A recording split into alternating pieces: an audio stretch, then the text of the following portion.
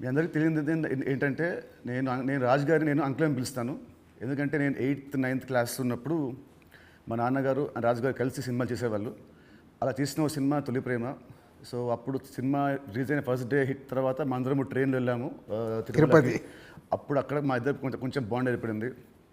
ఆ తర్వాత వచ్చాక నేను కాలేజ్ బంక్ కొట్టిన వల్ల నేను ఇలాగ దొరికిపోతుండేవాడిని. ఒక ఇన్సిడెంట్ ఇంకా నాకు బాగా గుర్తుంది. సంజయ్ థియేటర్ బయట రోడ్లో మీరు ఇటు సైడ్ వస్తున్నారు కార్లో, నేను ఇటు సైడ్ ఒక బైక్లో వెళ్తున్నాను. సినిమాలో ఒక హీరో హీరోయిన్ చూసినట్టు లుక్స్, అంత బిజీ రోడ్లో ట్రాఫిక్లో మీరు నన్ను చూడడం నేను మిమ్మల్ని చూడడం చూసి నేను భయపడిపోయి మీకు కాల్ చేసి అంకుల్ ఇంట్లో చెప్పకుండా చెప్పడము, థ్యాంక్ యూ మీ ఇంట్లో చెప్పలేదు, మీరు చెప్పుంటే అప్పుడు నాకు పగిలిపోయి ఉండేది. సో అది మా ఇద్దరి మధ్య ఉండే బంధం. సో ఆ తర్వాత కలిసి నేను హీరో అయ్యాను, తను ప్రొడ్యూసర్ అయ్యాడు. అండ్ అంకుల్ ఫస్ట్ మీ ఇండస్ట్రీకి వచ్చింది నాకు గుర్తున్నంత వరకు మీరు హీరో అవుదామని వచ్చారంట, కరెక్టా కాదా? ఒక సినిమా స్టార్ట్ కూడా అయింది, మధ్యలో అయిపోయింది. ఇది కరెక్టా ఫాల్సా? కాదు, ఫాల్స్. పక్క ఫాల్స్. ఓకే, మీ ఫస్ట్ సినిమా దిల్. ఆ సినిమా స్టార్ట్ ఎలా అయిందంటే అప్పటికి ఆది ఇంకా రిలీజ్ అవ్వలేదు, జయం రిలీజ్ అవ్వలేదు. వినాయక్ గారిని మా నాన్నని హోటల్లో కూర్చోబెట్టి ఎప్పుడు సినిమా రిలీజ్ కంటే ముందే మీరు దాన్ని లాక్ చేశారు.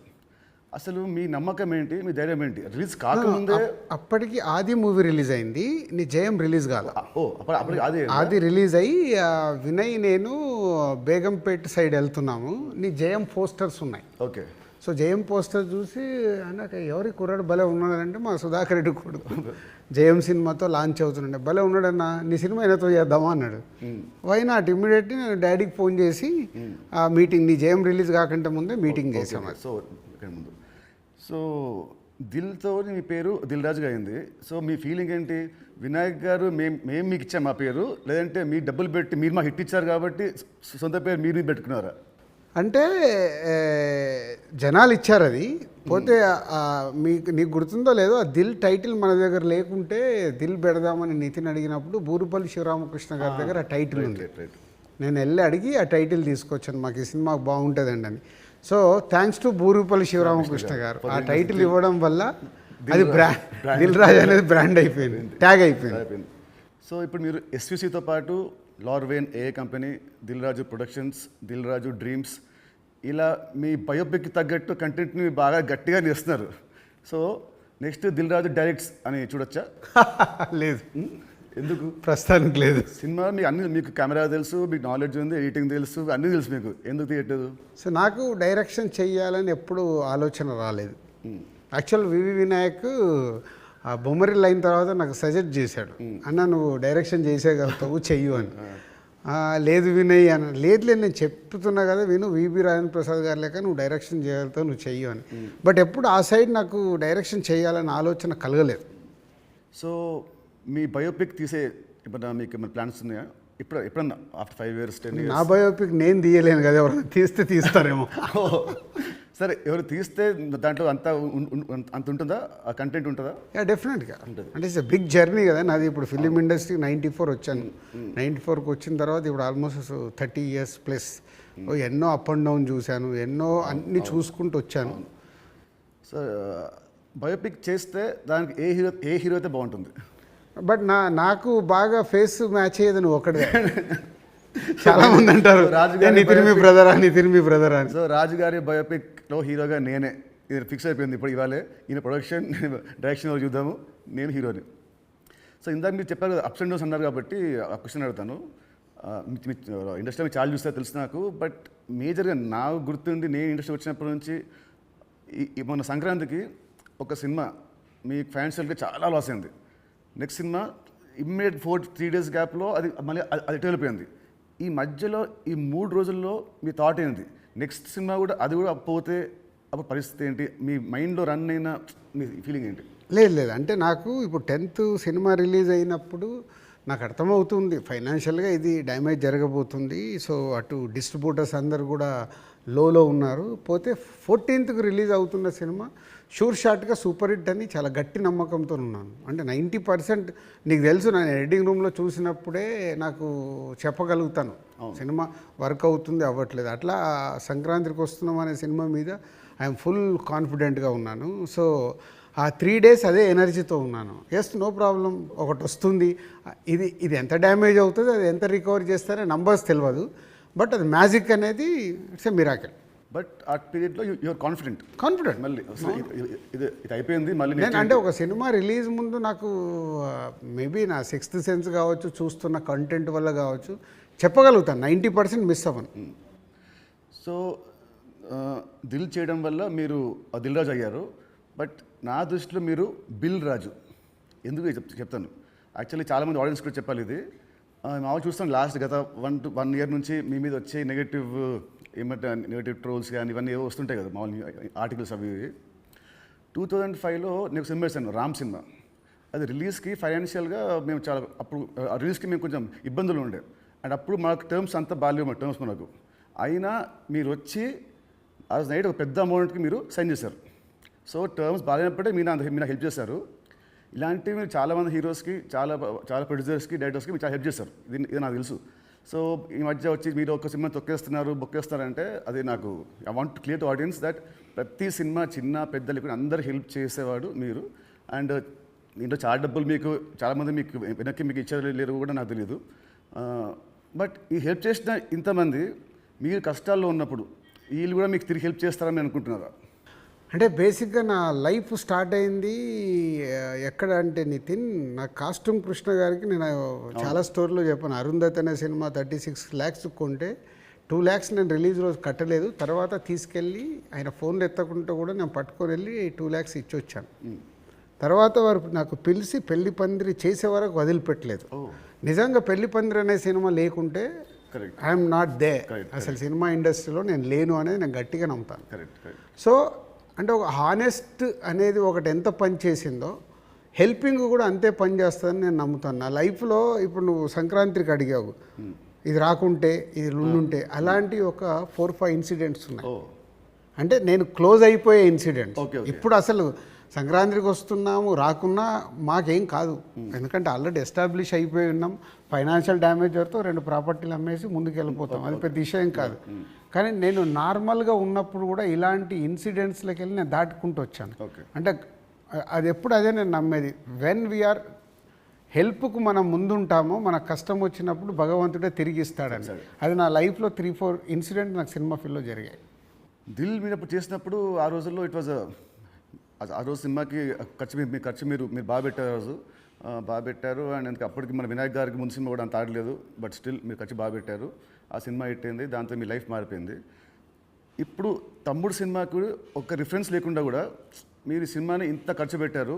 దీని మీద నమ్మకం, కథ మీద నమ్మకమా, డైరెక్టర్ మీద నమ్మకమా, ఆర్ ఈ తమ్ముడు సినిమా మీకు ఏం తెస్తుంది? పేరు తెస్తుందా, డబ్బు తెస్తుందా?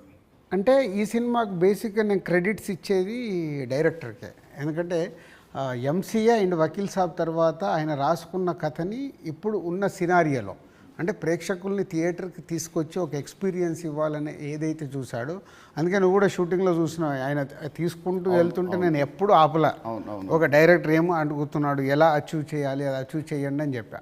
అది అయిపోయిన తర్వాత నేను ఎప్పుడైతే యావిడ్ రూమ్లో సినిమా చూసుకున్నానో అప్పుడు నాకు అది ఎస్, వేణు అడిగింది ఇచ్చాను కాబట్టి ఆయన ఈ సినిమాని ఇవ్వగలుగుతున్నాడని. ఈవెన్ రాత్రి ఇప్పుడు నువ్వు ఒక భయంలో ఉన్నావు, ఎందుకంటే మనం లోలో ఉన్నప్పుడు చాలా భయంలో ఉంటాం. నేను అవన్నీ చూసేసాను. నైట్ నువ్వు నాకు ఫోన్ చేసి ఒక రీల్ చూసేసి ఒక ఎగ్జైట్మెంట్తో ఫోన్ చేసావు. ఎందుకు? అది ఇప్పుడు మనం చూస్తున్నాం, ఒక సినిమా ఇలా షేప్ అయింది, సౌండ్తో ఇలా చూసినప్పుడు ఇలా ఉంది, ఒకటి ఉంటుంది కదా, అదే ఎగ్జైట్మెంట్. అదే నన్ను తమ్ముడికి ఎంతైనా ఆలోచించకుండా డైరెక్టర్ అడిగినట్టు చేయమని చెప్పాను. అండ్ దిల్ అప్పుడు కానీ లేదా మన లాస్ట్ సినిమా శ్రీనివాస్ కళ్యాణ్ కానీ మీరు షూటింగ్కి మీరు ఆల్మోస్ట్ ఎవ్రీడే వచ్చేవారు. ఈ సినిమాకి మీరు 2 సార్లు వచ్చారు, అది కూడా గంట సేపు. ఎందుకు? డైరెక్టర్ మీద నమ్మకమా, లేదా మీరు బిజీగా ఉండి మీరు మా సినిమాని మీరు పట్టించుకోలేదా? అంటే 2 things. ఇప్పుడు అనిల్ రావిపూడి కానీ, వంశీ పైడిపల్లి కానీ, అలాగే ఇప్పుడు శ్రీరామ్ వేణు కానీ, అంటే నాతో వాళ్ళందరికీ big journey, number of movies చేస్తున్నాం. అంటే వాళ్ళ వేవ్ లెంత్ ఏంటో నాకు తెలుసు. సో తెలిసినప్పుడు నేను వాళ్ళ దాంట్లో నేను ఇంటర్ఫేర్ కాను. సో నాకు కథ దగ్గర అనిపించింది చెప్తాను, ఎడిటింగ్ రూమ్లో అనిపించిందే చెప్తాను. నాకు ఇలా అనిపిస్తుంది, మీరు చూసుకోండి, ఇలా చెయ్యండి అని నేను చెప్పను వాళ్ళకు. ఎందుకంటే వాళ్ళకి నాకు క్వశ్చన్ వేస్తే దే విల్ అండర్స్టూడ్, అంటే నేను ఏం ఫీల్ అవుతున్నాను ప్రేక్షకుల్లాగా. కొంతమంది దర్శకులతో ఇలా నాకు సింక్ అవుతుంది, అలా సింక్ అయిన వాళ్ళే వీళ్ళు. అందుకే వీళ్ళతో నంబర్ ఆఫ్ సినిమాలు చేసినా వాళ్ళు అది అవుట్పుట్ తెచ్చుకోవడానికి వాళ్ళే ఎక్కువ కష్టపడతారు, ఎందుకంటే వాళ్ళకు రిజల్ట్ కావాల్సిందే కదా. సో నేను ఇప్పుడు శ్రీనివాస కళ్యాణం ఉంది, ఇప్పుడు శతమానం భవ తర్వాత శ్రీనివాస కళ్యాణం చేస్తున్నాను కాబట్టి ఫుల్ టైం సో అక్కడే ఉండి ఎలా తీయాలి ఏంటి, సో ఏదైనా తప్పు జరుగుతుంటే కూడా సతీష్కు చెప్పి కరెక్ట్ చేయడం. సో అది నా ప్రాసెస్. ఏ సినిమాకు ఉండాలి ఏ సినిమాకు ఉండకూడదని నేను ముందే ఫిక్స్ అవుతాను. సో తమ్ముడు అనేది దిల్ రాజు సినిమానా లేదంటే Venu Sriram cinema? Venu Sriram cinema 100% No మొత్తం doubt. ఇంటర్గ్రేట్. సో ఇంకోటి ఇప్పుడు మామూలుగా మిమ్మల్ని ఏం అడుగుతారు, ఇప్పుడున్న దిల్ రాజు పాత దిల్ రాజుకి ఏం చెప్తాడని అందరూ అడుగుతారు. నేను అడిగేదంటే అప్పుడున్న ఓన్లీ రాజు ఇప్పుడున్న దిల్ రాజుకి ఏం చెప్తాడు? అది 22 years జర్నీ. అంటే అంటే సినిమా అంటే దిల్లు సినిమా నీకు మనకు అండర్ ప్రొడక్షన్లో ఉన్నప్పుడు షూట్ జరుగుతున్నప్పుడు నీకు దుబాయ్లో సాంగ్ చేస్తుంటే సడన్గా బైక్ స్కిడ్ అయ్యి నీ కాలు పైన పడింది. కాలు పైన పడితే మధ్యాహ్నంకి వెళ్ళి షూటింగ్ ఆపేసాం. అది నాకు ఫస్ట్ ఫిలిం. షూటింగ్ ఆపేసిన తర్వాత చిన్న నీకు ఎయిర్లైన్ ఫ్రాక్చర్. వినాయక్ ఇక్కడ ఉన్నాడు, నెక్స్ట్ ఠాగూర్ సినిమాలో బిజీగా ఉన్నాడు. అన్న మీరు వెళ్ళి సాంగ్స్ తీసుకొని రండి అన్నాడు. నీకు ఎయిర్లైన్ ఫ్రాక్చర్ అయ్యి మన హోటల్కి వెళ్ళిన తర్వాత ఇంకా మనం నెక్స్ట్ డే షూటింగ్ చేయడానికి స్కోప్ లేదు, ప్యాకప్, అందరు రిటర్న్ వెళ్ళిపోవాలి. సో అప్పుడు లక్ష్మణ్ అంకులు శిరీష్ అంకులు టెన్షన్లో ఉన్నారు, నేనేమో వెళ్ళిపోయి పడుకున్నాను. పడుకొని 4 o'clock లేసేసి శంకర్ మాస్టర్ డోర్ కొట్టి, మాస్టర్ రేపు నైట్ వెళ్ళిపోవాలి, నీకు ఇప్పుడు 2 పాటలలో ఏమేమి బ్యాలెన్స్ ఉన్నాయో ఒక్కసారి లిస్ట్ రాయని 6 గంటల వరకు కూర్చొని ఆయనతో రాపిచ్చి, ఇవి నితిన్ కాలు కింద పెట్టకుండా నువ్వు ఎలా మేనేజ్ చేయగలుగుతావు అంటే శంకరు నేను మళ్ళీ డిఓపిని పిలుచుకొని మేము కూర్చొని డిజైన్ చేసాం. డిజైన్ చేసి మీకు చెప్తే మీరు అందరూ ఏంటి షూటింగ్ ఉందా ఎలా చేస్తారు అంటే ఇలా చేయబోతున్నాం, విల్ ఫినిష్ నెక్స్ట్ 2 days అని నీ కాలు కింద పెట్టనివ్వకుండా 2 రోజులు షూటింగ్ చేయించా కూర్చొని స్టాండింగ్. అంటే నా మొదటి సినిమా నాకు ఆ సిచ్యువేషన్ అలాంటిది. ఆ రోజు 2 రోజులు షూటింగ్ ఆగకుండా చేసుకొని వచ్చి రిలీజ్కి ముందు మళ్ళీ ఆర్ఎఫ్సికి వెళ్ళి ఆ బ్యాలెన్స్ షాట్లని 2 పాటలు తీసి మ్యాచ్ చేసాం. అంటే అది నా ప్యాషన్. అంటే మొదటి సినిమాలోనే నేను ఒక సమస్య వస్తే దాన్ని జాగ్రత్తగా హ్యాండిల్ చేసుకొని సినిమాకి ఎలాంటి డ్యామేజ్ జరగకుండా చేయగలిగా. అదే మామూలు రాజు నుంచి దిల్ రాజుగా షిఫ్ట్ అవ్వడం. అంటే నాట్ ఓన్లీ దిల్, ఇలాంటి సో మెనీ ఫిలిమ్స్కి సో మెనీ ఎప్పుడు వస్తూనే ఉంటాయి. అవన్నిటిని జాగ్రత్తగా హ్యాండిల్ చేసుకుంటే 58 సినిమాలకు రీచ్ అయ్యాను. అదే ఫస్ట్ సినిమా దిల్లప్పుడు కూడా మీ అన్నింటిలో మీరు చాలా మీరు ఇన్వాల్వ్ అయ్యారు. ప్రతి దాంట్లో స్టోరీల నుంచి సీన్స్ నుంచి కొన్ని సీన్స్ మీకు నచ్చకుంటే మీరు వినాయక్ మీరు చెప్పలేకపోతే మీరు నా చెప్పేవాళ్ళు, నితిన్ చెప్పా ఈ సీన్ బాగా గుర్తున్నా దాంట్లో ఉంటుంది ఒక ఎపిసోడ్, ఒకటి టాలీగట్ ఎపిసోడ్ ఉంటుంది ఒకటి, అది సినిమా లేదు. సో అది సో మీ ఉత్సాహాన్ని చూసే సుకుమార్ గారు సినిమా రైటర్ కదా, ఆయన పెట్టాడు సినిమాలో ఒక డైలాగ్ వస్తుంది, మై నేమ్ ఇస్ రాజు అంటే ఒకటి వచ్చి ఎందుకంత ఫోజు మిమ్మల్ని చూసే పెట్టాడు డైలాగ్, గుర్తున్నది బోర్డు మీద రాసి బోర్డు మీద. సో 2003 రాజుగారి దగ్గర ఉన్నదేంటి, ఇప్పుడు రాజుగారి దగ్గర లేనిదేంటి? ఉన్నది 2003కి ఇప్పటికీ ఉన్నది. సినిమా అంటే అవలీలగా ఎక్స్పీరియన్స్తో పాటు వచ్చిన ఎక్స్పీరియన్స్తో పాటు సో ఈజీగా ఎలాంటి సిచ్యువేషన్ అయినా హ్యాండిల్ చేసే కెపాసిటీ అండ్ సినిమా పైన ఇంకా అవగాహన ఉంది. ఇది సాధించాను. లేనిది 2003 నుంచి 2010 వరకు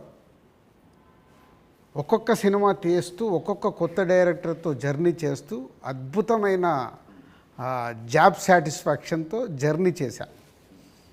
2014 తర్వాత అంటే ఆ పీరియడ్ తర్వాత నంబర్ ఆఫ్ ప్రొడక్షన్స్కు షిఫ్ట్ అయిపోయి సో దాన్ని ఎంజాయ్ చేయలేకపోతున్నా.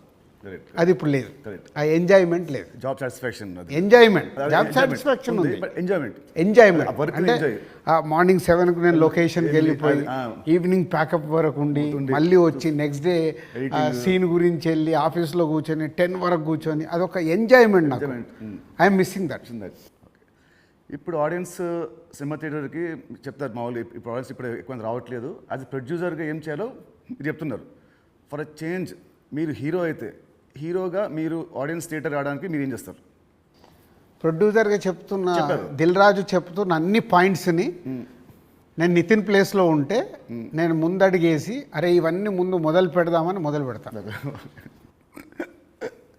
సరే, దిల్కి అండ్ తమ్ముడికి ఈ మధ్యలో మీరు నా ఏమంటారు నా పర్ఫార్మెన్సా నాలో చూసిన చేంజ్ ఏంటి, మార్పు ఏంటి, ప్లస్ అండ్ మైనస్? ప్లస్లు చాలా నువ్వు అప్పటికి ఇప్పటికీ ఏంది న్యాచురల్గా ఒక 22-23 ఇయర్స్ నువ్వు యాజ్ యాక్టర్గా ఇక్కడ వరకు జర్నీ చేసావు. అంటే నాకంటే సీనియర్ నువ్వు యాక్చువల్ 1 ఇయర్ సీనియర్. నేను 2003లో ప్రొడ్యూసర్ని అయ్యా, నువ్వు 2002లోనే హీరో అయ్యావు. అంటే నాకంటే 1 ఇయర్ సీనియర్. సో నీకున్నది ఆ ఎక్స్పీరియన్స్ వచ్చింది ప్లస్. సో ఆ ఎక్స్పీరియన్స్తో నేను ఎలా హ్యాండిల్ చేస్తున్నానో థింగ్స్ని హ్యాండిల్ చేయగల కెపాసిటీ వచ్చింది, మేనేజ్ చేయగలిగే కెపాసిటీ లేనిది. అంటే 23 సంవత్సరాలలో నువ్వు అంటే ఇప్పుడు ఒక దిల్ రాజుగా నేను నీకంటే జూనియర్ని 1 ఇయర్ని సాధించుకుంటూ ఒక టాప్లోకి వచ్చా. నితిన్ని నేను అలా ఊహించా. నేను దిల్ సినిమా చేస్తున్నప్పుడు, ఆర్యా సినిమా చేస్తున్నప్పుడు బన్నీని, దిల్ సినిమా చేస్తున్నప్పుడు నిన్ను, అంటే వీళ్ళు నాకు ఫ్యూచర్ స్టార్స్ అని ఊహించా. కానీ నువ్వు ఆ మార్క్ అచీవ్ చేయలేకపోయావు, నువ్వు కోల్పోయింది అదే అనేది నా ఫీలింగ్. ఇప్పుడు తమ్ముడితో నాకు మళ్ళీ వస్తుందనుకుంటారా ఆ పూర్వ వైభవం? తమ్ముడితో సక్సెస్ఫుల్ హీరోగా వస్తావు, కానీ ఇది సరిపోదు. ఎల్లమ్మతో కొట్టాలి. సో దిల్కి సీక్వెల్ చేసే ప్లాన్ ఏమైనా ఉందా? ఎందుకంటే అదొక మంచి బ్రాండ్ వాల్యూ. మళ్ళీ వినాయక్ గారితో నాతోని దిల్ పార్ట్ 2 అంటే అప్పుడు ఫాదర్ క్యారెక్టర్ నువ్వు వేయాలి, కొడుకు క్యారెక్టర్ నువ్వు వేయాలి. ఉంది కదా, ఇలాగ సినిమాలో ఉంది కదా, ఇచ్చాం కదా మనం లీడ్. కరెక్ట్, సినిమాలో మనకు లీడ్ ఉంది, సినిమా లీడ్ ఉంటుంది. అది వేసుకొని లాస్ట్ సీన్ అదే ఉంటుంది, ప్రకాష్ రాజ్ గారిది ఫోటో మీదకి వెళ్ళి రివీల్ చేస్తే అలా చేయాలి. అప్పుడు 1 వర్డ్ ఆన్సర్స్ కావాలి. 1 వర్డ్ ఆర్ 2 వర్డ్స్ మీ ఇష్టం. 1-2 వర్డ్స్ ఆన్సర్స్. మీకు చెప్తాను కొన్ని పేరు వినగానే మీకు వచ్చే ఫస్ట్ మీ థాట్స్. పవన్ కళ్యాణ్ గారు is my star. Mahesh Babu గారు. మహేష్ గారు మా ఇద్దరికి ఒక తెలువని అండర్లింక్ ఉంటుంది. ప్రభాస్ గారు ఈజ్ మై డార్లింగ్. ఎన్టీఆర్ గారు. మై నాన్న. నాన్న అని పిలుస్తాను నేను. ఓ అదేంటి ఇంకేంటి? అది అప్పుడు తారక్తో డిస్ట్రిబ్యూటర్గా ఉన్నప్పుడు క్లోజ్నెస్ ఉండి బృందావనం చేస్తున్నప్పుడు అప్పటికి కొడాలి నాని గారు వీళ్ళందరూ తారక్తో ఉండేవాళ్ళు. వాళ్ళందరూ నాన్న నాన్న అని పిలిస్తే నాకు అది ముద్దుగా అనిపించేది. అంటే నాకు ఈ అవకాశం ఉంది కదా అని అప్పటి నుంచి నేను కంటిన్యూ. తారక్ నన్ను అన్న అంటాడు, నేను నాన్న అంటాడు. బాగుంది. Charan garu. His megastar son. So ఒక సినిమా అంటే ప్యాషన్గా మెగాస్టార్ సన్ అయినా ఎదుగుతూ ఎదుగుతూ వచ్చిన is a star hero. Allu Arjun garu. Bunny is my brother. Next Sirish Reddy garu. Sirish అందరికీ తెలిసింది మై బ్రదర్. పోతే మా ఇద్దరికి సినిమా దాంట్లో ఎప్పుడు ఒక కాన్ఫ్లిక్ట్లో ఉంటాం. అవునా? ఓకే. అంటే ఆలోచన విధానంలో కాన్ఫ్లిక్ట్గా మాట్లాడుతుంటాం, బట్ కన్క్లూడ్ చేస్తాం, రిజల్ట్ ఉంటుంది మాకు. About Venu Sriram. Venu is my boy. Thammudu సినిమాని 3 ముక్కలు చెప్పాలంటే తమ్ముడు, what is Thammudu for you? Nithiin నాకు తమ్ముడు, వేణు నా తమ్ముడు. తమ్ముడు సినిమా మీకు పేరు తెస్తుందా, మీకు డబ్బు తెస్తుందా? ఫస్ట్ పేరు తెస్తుంది, తర్వాత నేను పెట్టిన డబ్బు తెస్తుంది, ఇంకా అద్భుతాలు జరిగితే లాభాలు తెస్తుంది. సో July 4th సినిమా వస్తుంది తమ్ముడు. సో ఆడియన్స్కి మీరేం చెప్తారు? ఎస్, అన్ని ఇంటర్వ్యూలలో చెప్తున్నట్టే. సో ఈ సినిమా, ప్రతి సినిమా అందరికీ ఇంపార్టెంటే. ఈ సినిమా వేణు శ్రీరామ్, సో ఎంసీఏ వకీల్ సాబ్ తర్వాత బెస్ట్ సినిమా, ఆడియన్స్కి ఒక ఎక్స్పీరియన్స్ సినిమా ఇవ్వాలని చాలా కష్టపడి అవుట్పుట్ ఒక రేపు ఎక్స్పీరియన్స్ ఇవ్వబోతున్నాడు అవుట్పుట్తో. సో అది నో డౌట్. సో దిల్ రాజుగా నాకు సంక్రాంతికి వస్తున్నాం ఒక బ్లాక్ బస్టర్ అయితే, దాని తర్వాత మా బ్యానర్ నుంచి వస్తున్న వెంకటేశ్వర క్రియేషన్ నుంచి వస్తున్న ఒక మంచి సినిమాతో దిల్ రాజు మీ ముందుకు తీసుకొస్తున్నాడు ఈ సినిమాని. ఇది నాకు సక్సెస్తో పాటు ఒక ఎనర్జీని ఇస్తుంది. బట్ నితిన్కి ఇది సక్సెస్ చాలా అవసరం. సో ప్రాపర్గా సినిమాని మీకు నచ్చే విధంగా రెడీ చేసి మీకు తీసుకొస్తున్నాం. July 4th మీరు థియేటర్కి రండి, ఫ్యామిలీస్తో వచ్చి మీరు ఎంజాయ్ చేస్తారు సినిమా, అది నా ప్రామిస్. ఎంజాయ్ చేసిన సినిమాని బయటికి వెళ్ళిన తర్వాత మీరే చెప్తారు ఒక వావ్, అంటే నితిన్కి ఒక కొత్త సినిమా, కొత్త అప్రోచ్. ట్రైలర్ కంటే ముందు తమ్ముడు వేరు, ట్రైలర్ వచ్చిన తర్వాత నితిన్తో ఇలా తీశారా సినిమా అన్నారు, అది ఫస్ట్ పాయింట్. అలాగే తమ్ముడు అని టైటిల్ పెట్టుకొని ఏ సర్టిఫికేట్ తీసుకున్న దిల్ రాజు. సో ఇది సెకండ్ పాయింట్. అంటే థియేటర్ ఎక్స్పీరియన్స్ కోసం కాంప్రమైజ్ అవ్వకుండా ఏ సర్టిఫికేట్ కూడా తీసుకున్నాము. యూఏ సెన్సార్ వాళ్ళు కొంచెం లెంత్ తగ్గించుకొని యూఏ తీసుకోండి అన్న కానీ ఏ సర్టిఫికేట్ తీసుకోవడానికి థియేటర్లో ఎక్స్పీరియన్స్ మిస్ అవ్వకూడదు. ఏదైతే డైరెక్టర్ అనుకున్నాడో, నితిన్ ద్వారా ఏదైతే మీకు అందివ్వాలనుకున్నాడో, నితిన్ చుట్టూ ఒక 5 ఉమెన్ని పెట్టి ఒక కాన్సెప్ట్ ఫిలింగా 80% ఆఫ్ ద ఫిలిం మీకు ఫారెస్ట్లో ఉంటుంది. ఇది 24 అవర్స్లో జరిగే కథ. ఒక ఎక్స్పీరియన్స్ మట్టుకు డెఫినెట్గా ఈ సినిమాతో పొందుతారు. Please come and watch in theatres from July 4th. తమ్ముడు సినిమా ఉంది. తమ్ముడు సినిమా రిలీజ్ కాకముందే మీరు నాకు వెళ్ళమ్మా అనే ఒక కథ వినిపించారు. మామూలు ఇండస్ట్రీలో ఉంటుంది, ఈ సినిమా హిట్ అయితే నెక్స్ట్ సినిమా చేస్తాము అని ఉంటుంది. మీకు ఏంటి మళ్ళీ మీ మైండ్ సెట్ ఈ సినిమా రిజల్ట్తో సంబంధం లేకుండా నాతో నెక్స్ట్ సినిమా చేస్తున్నారు, ఇమీడియట్ సినిమా? సేమ్ నాకు సుబ్రహ్మణ్యం ఫర్ సేల్ జరుగుతుంది తేజుతో. అనిల్ రావు ఇప్పుడు పటాస్ రిలీజ్ అయింది. పిలిచి అనిల్ సినిమా చేస్తా అన్నప్పుడు సుబ్రహ్మణ్యం ఫర్ సేల్లో ఒక సాంగ్ చూపించి ఈ హీరోతో సినిమా చేద్దామని చెప్పా. అప్పటికే పిల్ల నువ్వు లేని జీవితం చేశాం గీత వాళ్ళతో కలిపి. సో సుబ్రహ్మణ్యం ఫర్ సేల్ సినిమా హిట్ అవ్వబోతుందని నాకు అర్థమైంది. నాకు అర్థమై వైనాట్ అంటే పటాస్ పెద్ద హిట్ అయింది. సుబ్రహ్మణ్యం ఫర్ సేల్ హిట్ అయినప్పుడు వాళ్ళిద్దరు కలిస్తే సుప్రీం అయింది. ఓకే. సో ఇది అలాగే తమ్ముడుతో నితిన్కి మళ్ళీ సక్సెస్ వస్తుంది. బలగంతో ఆల్రెడీ వేణు సక్సెస్ కొట్టాడు. వీళ్ళిద్దరు కలిస్తే ఎల్లమ్మ అద్భుతంగా ఉంటుందని నా విజన్. ఓకే, మీ విజయం మనస్ఫూర్తిగా అవ్వాలని కోరుకుంటున్నాను. Thank you uncle, thank you so much. Thank you.